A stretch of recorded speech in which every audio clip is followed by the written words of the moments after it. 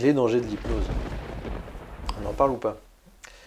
Pourquoi, pourquoi l'hypnose est extrêmement dangereux? C'est vrai que vous avez vu tout ce qu'on peut voir à la télé. Quand Mesmer prend le contrôle sur un tel qui lui fait faire la poule, la chèvre ou E.T., euh, ah, c'est c'est pas très engageant quand même, hein, de voir qu'une personne comme ça, en claquant des doigts, en le regardant simplement profondément dans les yeux, en faisant quelques tests avec les doigts, peut prendre vraiment possession d'une personne. Moi personnellement, quand je vois ça, ça me fait flipper, quoi. Je me dis non, non, c'est hors de question. Je vais pas aller voir un hypnothérapeute ou un hypnotiseur pour que le mec rentre dans mon cerveau, dise des trucs à ma place, et puis prenne vraiment le contrôle sur moi. C'est horrible d'imaginer que quelqu'un puisse prendre le contrôle sur moi. C'est hors de question, c'est mort, je veux pas de ça. Et oui, c'est ça le danger de l'hypnose, en fait. En tout cas, c'est ce que beaucoup de personnes pensent. Et c'est normal parce que la télé, les médias, les émissions, les spectacles montrent que ça se passe et que ça peut se passer souvent comme ça. Alors, oui, mais non. Et bien heureusement. Ce qui se passe en spectacle, c'est que déjà, les personnes ont envie de s'amuser, se présentent sur scène et l'hypnotiseur va faire des tests de suggestibilité pour savoir qui est plus à même d'aller s'amuser, de faire ce qu'il lui a envie de faire. Donc en fait, les gens sont la plupart du temps partants. Il arrive quand même que quelques personnes soient ultra suggestibles et celles-là peuvent partir dans cet état d'hypnose sans vraiment le vouloir. Ça peut arriver. C'est très rare, mais ça peut arriver.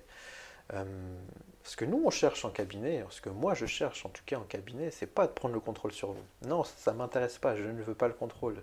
Et si déjà j'arrive à avoir entièrement le contrôle sur moi, je serais vraiment heureux. Et puis vous imaginez si je pouvais faire ça, j'irais voir le banquier et puis je lui dirais, dors, fais-moi un petit virement s'il te plaît. Donc non en fait, le libre arbitre est extrêmement important. Et puis pour pouvoir changer, pour pouvoir évoluer, pour pouvoir se débarrasser de certaines émotions, certains comportements, il faut être acteur de ce changement. Si c'est moi qui va faire ce travail pour vous, je peux vous garantir, c'est ce qu'on appelle l'hypnose à l'ancienne, hein, dormez s'il vous plaît, dormez je le veux, changez maintenant. Ça peut fonctionner sur très peu de personnes et pas longtemps en fait. Donc l'intérêt et le but, c'est d'accompagner une personne dans un état d'hypnose, dans sa propre transe à lui, dans son propre état d'hypnose, de l'accompagner, de créer ça à deux. Donc mon rôle à moi, c'est de lui permettre de créer un état d'hypnose, et puis de lui donner les rênes de son changement, de le mettre sur le podium, de le mettre acteur de son changement, parce que c'est ça qui fait que ça marche, c'est ça qui fait que ça dure, et c'est tellement gratifiant et on est tellement fiers de nous quand on a changé nous-mêmes. Ok, il m'a accompagné, mais non, c'est moi qui ai traversé telle ou telle chose, telle ou telle émotion, c'est moi qui ai créé ça par mon imagination, par mon envie, par mon engagement. Voilà.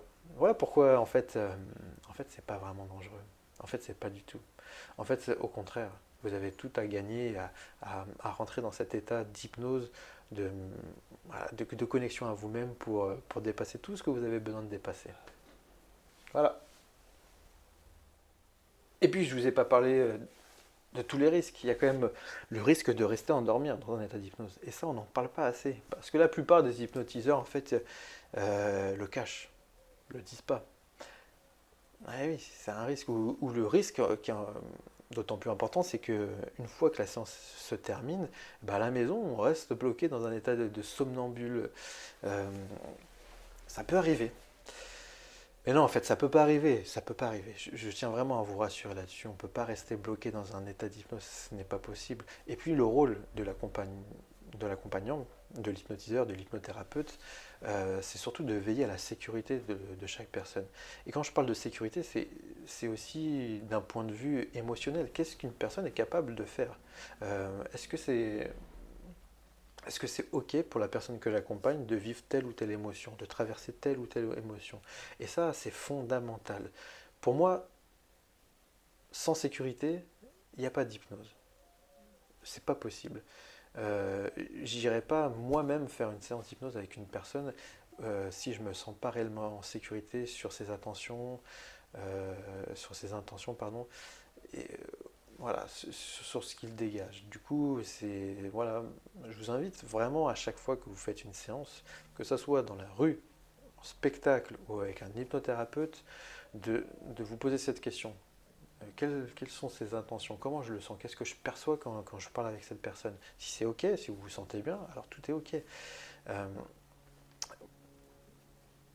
on ne peut pas rester bloqué dans un état d'hypnose, c'est pas possible, hein. Et même si ça l'était, en fait, la personne qui vous accompagne, elle est là pour vous permettre à remonter à la surface, à un état de conscience plus présent. Parce que c'est vrai que des fois, on part vraiment profondément. Mais personnellement, personne ne dort encore dans mon cabinet, je peux vous rassurer là-dessus, ne vous inquiétez pas. Euh, Qu'est-ce qui peut faire peur aussi quand on est dans un état d'hypnose? Prendre le contrôle, ça, je l'ai évoqué. S'endormir, ne pas pouvoir revenir, c'est OK. Ne plus être qui on est, eh oui. Ou être une autre personne, c'est vrai que ça peut faire peur aussi. Euh, voilà, tout ça, je crois que je l'ai évoqué, hein, plus ou moins. C'est que le changement vient de nous-mêmes, donc en fait, on reste nous. Ouais, c'est important de prendre conscience que c'est pas moi qui vais mettre mes mains dans votre inconscient et puis bidouiller des petits trucs et puis modeler ça et puis retirer ci.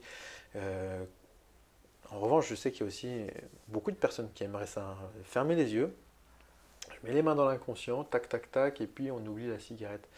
Et ça aussi, c'est quelque chose qui n'est pas possible, malheureusement, pour ces personnes-là. Mais en même temps, je me dis tant mieux, parce que le jour où elles vont vraiment arrêter de fumer par elles-mêmes, même si c'est à l'aide de l'hypnose, le changement il sera profond, il sera ancré, il sera durable, et la fierté, elle sera présente. Voilà ce que je voulais échanger avec vous sur les dangers de l'hypnose, sur ce qu'on peut penser comme, voilà, comme risque. Le seul risque qu'il y a, c'est que vous fassiez du bien finalement. Et ça, c'est plutôt chouette. Voilà, je vous laisse. À très bientôt. Au revoir.